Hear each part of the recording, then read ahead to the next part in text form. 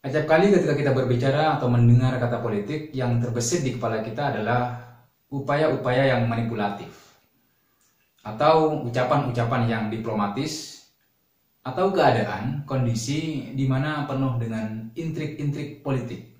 Itu biasanya yang terbesit di kepala kita. Tetapi apa sih yang kita sebut sebagai politik ini? Politik adalah kalau misalnya kita menghadirkan definisi yang disampaikan oleh Laswell, who get what, when and how. Siapa mendapatkan apa, kapan dan bagaimana. Tentu saja ini berbicara secara gamblang tentang kekuasaan politik tentu saja. Kalau siapa sudah mendapatkan apa, maka apanya ini mengacu pada sesuatu yang konkret, sesuatu yang gamblang, yang pragmatis. Dan dalam konteks ini kita berbicara tentang kekuasaan. Kapan? Maka kekuasaan ini, apa ini harus diperoleh di waktu yang tepat. Dan dengan cara-cara yang tepat pula, dengan komunikasi atau strategi politik yang tepat sehingga kemudian kekuasaan itu bisa diperoleh. Tapi ngomong soal politik, tentu tidak hanya identik dengan kekuasaan. Politik ini juga berbicara tentang interaksi antara pemerintah dengan masyarakat. Berbicara tentang proses pembentukan dan pelaksanaan keputusan. Oleh sebab itu, dalam pengantar ilmu politik, yang disebut dengan ilmu politik adalah ilmu yang mempelajari tentang interaksi antara pemerintah dengan masyarakat dalam rangka proses pembentukan dan pelaksanaan keputusan yang mengikat demi kebaikan bersama. Ini kalau kita berbicara tentang politik. Artinya bahwa tidak berbicara hanya seputar tentang kekuasaan, tetapi bagaimana proses pembentukan keputusan, kebijakan, hingga kemudian kebijakan dan keputusan itu berpengaruh pada atau bermuara pada kebaikan bersama. Berbicara tentang ilmu politik juga tidak lepas dari konsep-konsep dasar bagaimana kemudian konsep-konsep itu akan membantu siapapun yang mempelajari ilmu politik untuk semakin mendalami apa itu ilmu politik.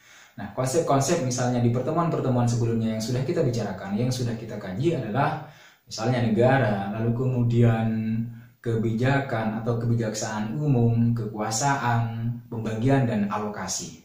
Tapi saya ingin mencoba untuk mendalami sedikit, artinya memberikan pemahaman sedikit lebih dalam tentang kekuasaan. Kekuasaan dalam konteks negara, ini misalnya sebagaimana yang disampaikan John Locke, kekuasaan ini ada 3 macam jenis kekuasaan politik, yaitu kekuasaan legislatif, kemudian kekuasaan yudikatif, dan kekuasaan eksekutif.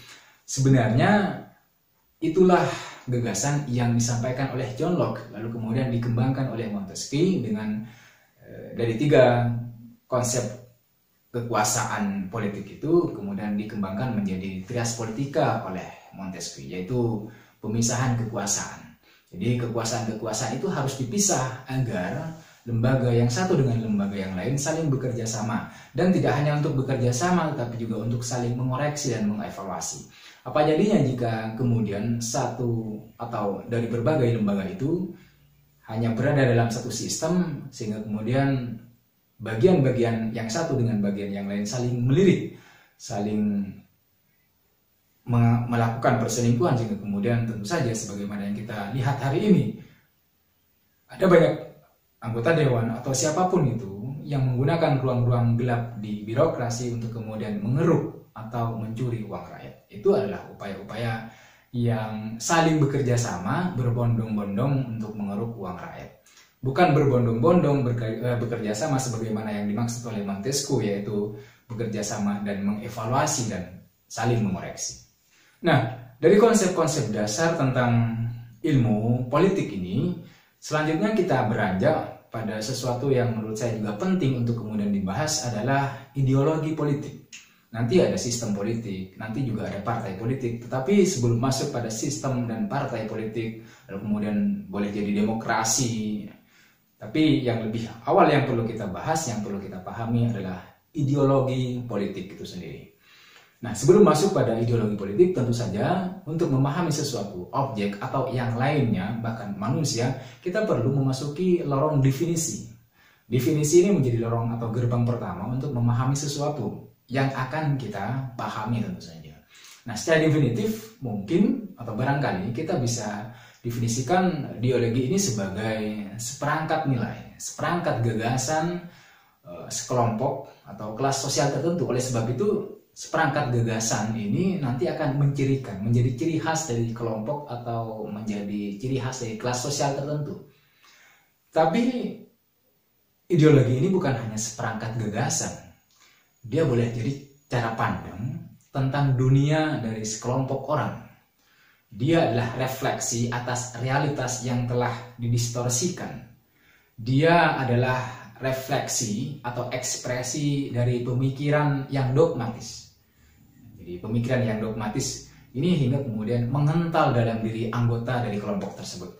Jadi misalnya kita berbicara tentang ideologi dari sebuah kelompok, maka kelompok itu nanti akan merasa memiliki loyalitasnya tidak terbendung karena dibantu oleh ideologi yang kemudian ideologi atau pandangan itu sudah menjelma dogma. Sudah menjelma doktrin bahkan. Oleh sebab itu kalau misalnya kita hadirkan apa yang dikatakan oleh Samuel P. Huntington bahwa negara yang adidaya itu harus punya dua unsur, dua syarat, yaitu hard power and soft power. Hard powernya ini adalah militer dan ekonomis, sementara soft powernya ini nanti ideologi dan kebudayaan. Ideologi ini masuk pada soft power. Jadi kalau misalnya negara sudah punya dua power ini, dua kekuatan ini, soft power dan hard power, maka kemajuannya, langkah untuk maju tidak akan terbendung. Nah, kembali lagi pada ideologi. Jadi ideologi ini adalah seperangkat gagasan yang dimiliki oleh sekelompok orang tertentu atau institusi atau lembaga, organisasi atau yang lainnya. Dan perangkat gagasan ini menjadi ciri khas dari kelompok dan mencirikan kelas sosial tertentu. Tetapi ideologi ini tidak terbentuk begitu saja sebagaimana jatuhnya embun di pagi buta misalnya. Tidak. Ideologi ini terbentuk melalui proses yang sangat panjang. Jadi mula-mula di sekitar kita itu ada kondisi, berbagai macam kondisi. Ada kondisi agama, kondisi politik, kondisi ekonomi, kondisi sosial, pendidikan, dan yang lain. Ada beragam macam kondisi. Kemudian kondisi-kondisi ini ditangkap oleh individu. Jadi kondisi yang beragam itu dari berbagai sektor itu ditangkap oleh individu, lalu kemudian individu ini melakukan pemetaan terhadap berbagai kondisi yang telah ia lihat, yang telah ia tangkap dalam realitas sosial. Tapi jangan lupa bahwa individu ini memiliki dimensi idiosinkretik. Idiosinkretik ini adalah latar belakang. Jadi setiap individu, setiap manusia memiliki dimensi idiosinkretik, latar belakang. Jadi ketika seseorang melakukan pemetaan, pembacaan terhadap kondisi sosial, ekonomi, politik, pendidikan, dan yang lainnya, maka yang ikut juga berkontribusi terhadap pembacaan itu adalah dimensi idiosinkretik, latar belakang. Setiap individu memiliki latar belakang sosial, budaya, etnis, bahasa, pendidikan, dan bahkan pergaulan. Nah, ini juga yang nanti akan berkontribusi besar terhadap hasil dari pemetaannya. Nah, pemetaan yang dilakukan oleh individu terhadap kondisi atau beragam kondisi yang ada di lingkungan sekitar itu kemudian memunculkan atau menghasilkan seperangkat gagasan. Nah, seperangkat gagasan inilah yang kemudian kita sebut sebagai ideologi. Ideologi ini kemudian disebarkan kepada masyarakat, agar masyarakat ini nanti melakukan berperilaku sesuai dengan tujuan dari ideologi yang dihasilkan itu. Jangan lupa juga bahwa di ideologi, di aspek ideologi ini memiliki komponen-komponen. Ada nilai-nilai, kemudian ada visi tentang masyarakat politik yang ideal, kemudian ada konsepsi tentang hak dasar, konsepsi dasar tentang manusia, perjuangan politik, lalu kemudian taktik politik, dan yang lainnya. Itu komponen-komponen dalam ideologi. Tetapi yang terpenting adalah bahwa ideologi tidak muncul begitu saja. Ideologi muncul dari pembacaan seseorang terhadap berbagai kondisi yang ada di sekitarnya, sehingga kemudian memunculkan gagasan mengenai kondisi sosial itu, berbagai kondisi yang ia baca hingga kemudian disebarkan kepada masyarakat. Dan syaratnya yang kita sebut sebagai ideologi ini harus doktrin, harus dogmatis. Nah, berbicara tentang ideologi politik, ada berbagai macam ideologi politik di dunia yang kemudian diadopsi dan diterapkan oleh berbagai negara. Misalnya nanti kita akan kenal ideologi politik ini anarkisme, anarkisme, liberalisme, konservatisme, sosialisme, fasisme, fundamentalisme, dan yang lain. Tetapi yang akan saya bahas hanya 3 saja. Yang pertama, anarkisme. Anarkisme ini adalah ideologi politik yang memiliki konsep bahwa negara menjadi tidak diinginkan, menjadi tidak perlu karena dipandang berbahaya.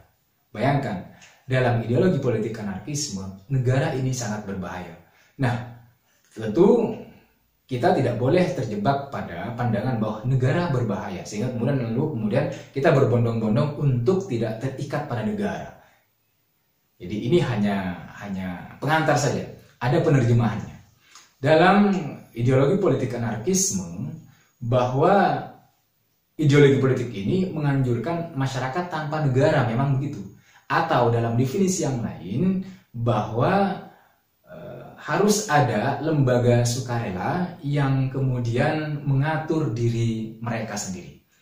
Jadi tidak terikat pada negara, tidak menganjurkan masyarakat untuk terikat pada negara, tetapi bagaimana mereka membentuk lembaga-lembaga kecil sukarela yang kemudian mengatur kehidupan mereka sendiri.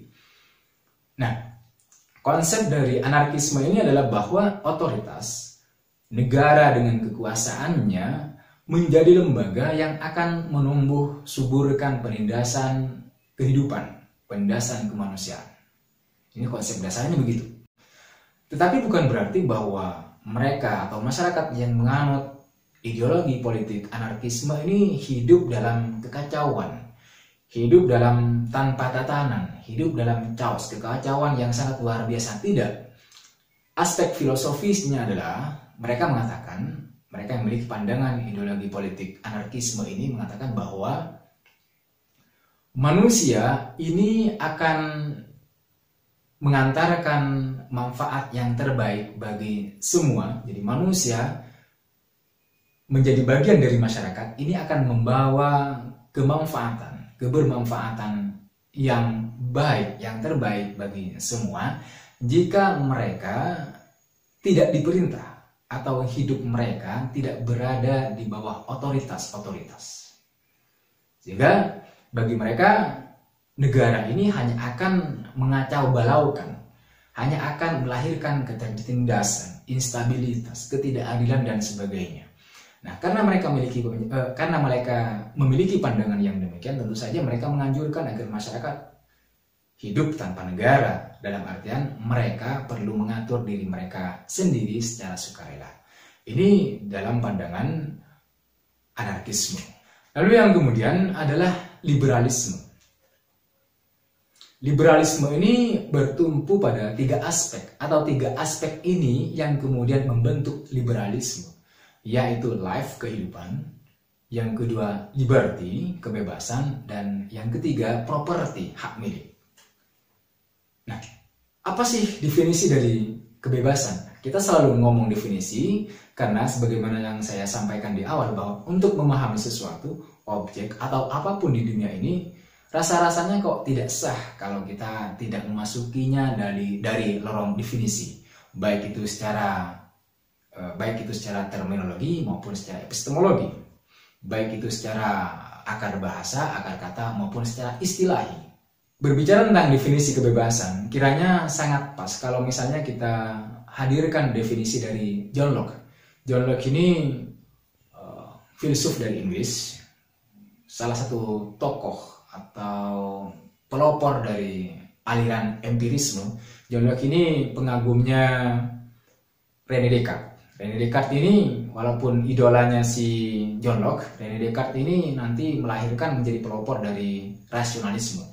Tetapi walaupun John Locke mengagumi pikiran-pikiran dari René Descartes, dia tidak sepakat dengan pikiran René Descartes, sehingga kemudian dia mencetuskan apa yang disebut sebagai sumber kebenaran, yaitu empirisme, yang sama sekali berbeda dengan René Descartes. Apa kata John Locke tentang kebebasan ini? John Locke mendefinisikan kebebasan alami manusia adalah terbebas dari setiap kekuasaan duniawi, tidak tunduk pada kemauan atau kekuasaan seorang manusia, melainkan sepenuhnya mengikuti aturan alami sebagai landasan hak-haknya. Dalam tradisi Locke, ada 3 dimensi kebebasan. Yang pertama, kebebasan diri sendiri. Yang kedua, kebebasan terkait pemikiran dan perasaan sendiri. Dan yang ketiga adalah kebebasan dari barang yang secara ideal adalah miliknya. Kemudian, 3 dimensi kebebasan ini mewarnai berbagai macam konstitusi dan penetapan hak-hak asasi manusia. Dalam liberalisme, bertumpu pada definisi yang disampaikan oleh John Locke, salah satu definisi yang mungkin barangkali sangat pas dengan kebebasan itu sendiri. Ada nilai-nilai, ada beberapa nilai yang terkandung dalam liberalisme sehingga kemudian rasa-rasanya cukup cukup efisien, cukup ideal untuk kemudian diterapkan di berbagai negara. Nilai-nilai itu adalah bahwa setiap manusia, setiap individu itu memiliki kesempatan yang sama. Kesempatan yang sama untuk kemudian misalnya menikmati fasilitas, kesempatan yang sama untuk menyampaikan gagasan, berekspresi, menciptakan sesuatu, atau melakukan atau menjadikan dunia sebagai bahan permainan. Jadi memiliki kesempatan yang sama. Yang kedua, pemerintah tidak boleh bertindak sewenang-wenang. Pemerintah harus melakukan sesuatu, tugas mereka berdasarkan kehendak masyarakat. Artinya dalam konteks ini pemerintah tidak boleh sewenang-wenang. Mentang-mentang mereka memiliki kekuasaan, dalam pandangan liberalisme mereka tidak boleh sewenang-wenang. Mereka bekerja berdasarkan kehendak masyarakat. Nilai yang lainnya adalah bahwa setiap manusia, setiap masyarakat memiliki persamaan hak di muka umum. Mereka memiliki persamaan sosial. Juga pun dalam negara yang menganut ideologi politik liberalisme, hukum harus dijalankan. Agar hukum bisa dijalankan dan ditegakkan, maka hukum harus punya patokan. Oleh sebab itu harus ada undang-undang. Nilai lainnya yang terkandung dalam liberalisme ini adalah bahwa manusia dijadikan pemusatan kepentingan. Kenapa dijadikan pemusatan kepentingan? Karena manusia itu independen. Manusia itu bebas. Manusia itu berdiri sendiri. Ia, sebagaimana yang disampaikan oleh John Locke, harus terbebas dari kepentingan, harus tidak tunduk kepada perintah seseorang, dalam konteks ini raja dan yang lainnya. Karena manusia sebagai entitas yang bebas memiliki potensi untuk mengembangkan diri. Oleh sebab itu manusia menjadi individu pemusatan kepentingan. Nah, dalam konteks politik, liberalisme ini sangat menentang sentralisasi dan absolutisme kekuasaan. Ini dalam konteks politik. Sementara dalam konteks ekonomi, kita nanti atau sebelumnya kita sudah mengenal adanya pasar bebas. Jadi pasar bebas, kemudian menolak sentralisasi dan absolutisme kekuasaan, ini adalah produk dari ideologi politik liberalisme. Yang berikutnya, ideologi yang akan kita kaji, yang akan kita bicarakan, tentu saja hanya sebagai pengantar. Nanti selebihnya kalian bisa mencari di berbagai literatur untuk memahami lebih dalam apa itu ideologi-ideologi politik yang ada di dunia, yaitu sosialisme. Ada yang mengatakan bahwa sosialisme ini adalah salah satu atau mungkin satu-satunya ideologi politik yang sangat sukar diuraikan. Hal ini berangkat tentu saja dari banyaknya literatur, misalnya kapan tepatnya sosialisme ini muncul, atau sosialisme ini menjadi gagasan yang kemudian disuarakan oleh banyak orang. Sosialisme ini kan muncul sebagai reaksi, sebagai counter terhadap liberalisme. Tapi mungkin boleh jadi, karena ini adalah counter pada liberalisme, boleh jadi sosialisme ini baru muncul setelah liberalisme. Tetapi dalam beberapa literatur, sosialisme ini juga sudah muncul di masa filsuf-filsuf sebelum John Locke dan yang lainnya. Itu artinya bahwa inilah yang kemudian menjadikan sosialisme menjadi salah satu ideologi yang sangat sukar untuk didefinisikan.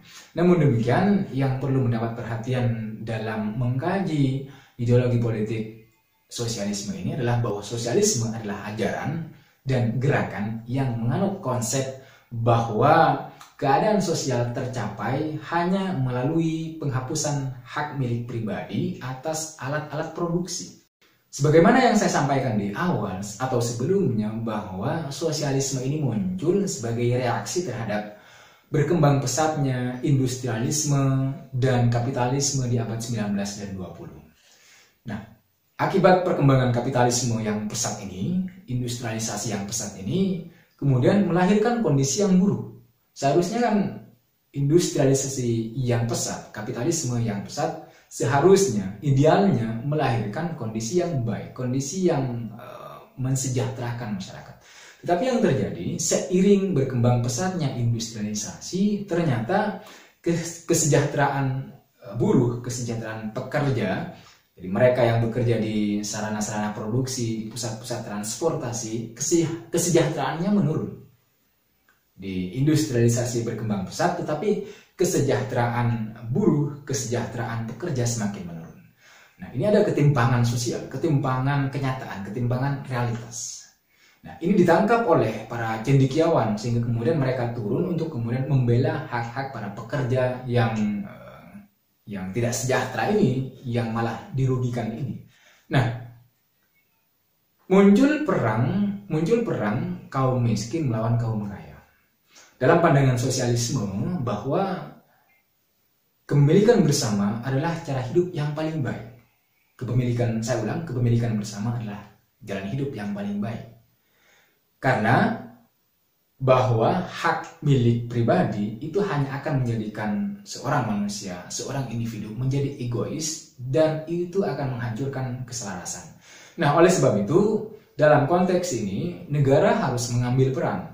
Negara harus bertugas untuk mengorganisasikan produksi dalam rangka menghapus kemiskinan dan penghapusan atau penghisapan terhadap rakyat kecil. Dari sosialisme ini yang mengatakan bahwa kepemilikan bersama adalah jalan yang paling baik untuk mencapai keadaan sosial, barangkali dari sinilah kemudian muncul benih-benih sosialisme demokrasi. Apa itu sosialisme demokrasi? Nanti kita akan bahas di kesempatan yang berikutnya. Tetapi saya kira itu saja mengenai pembahasan tentang ideologi politik di dunia. Masih ada ideologi politik yang lain, nanti kita akan jelaskan pada kesempatan yang lebih panjang dan kesempatan yang lebih baik. Saya kira itu, sampai jumpa di video-video berikutnya.